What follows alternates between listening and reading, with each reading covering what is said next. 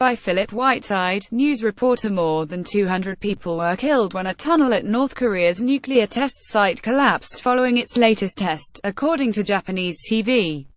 About 100 workers were affected by the initial collapse at the Punggye site on 10 September following the country's sixth nuclear test, TVUSI reported, citing unnamed North Korean sources.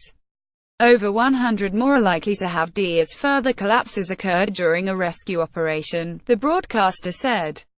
There has been no independent confirmation of the report.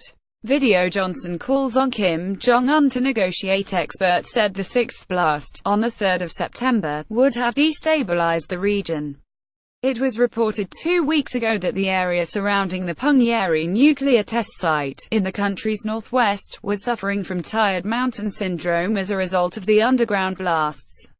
The geological condition occurs when underground nuclear blasts cause the surrounding rock to become weak and permeable.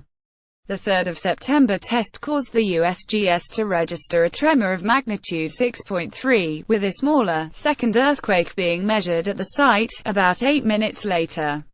Video Trump U.S. ready for end Korea military option. The USGS said the second quake was indicative of a collapse and it recorded a further seismic event of 3.1 magnitude on the site on 23 September. The 38 North website, which reports on issues involving North Korea, said the effects of the latest blast could potentially extend as far as 1.4 kilometers from the detonation point.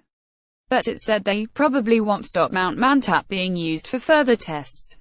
Other specialists, however, have said the effects on the mountain mean the Punggye site may not be used for much longer to test nuclear weapons.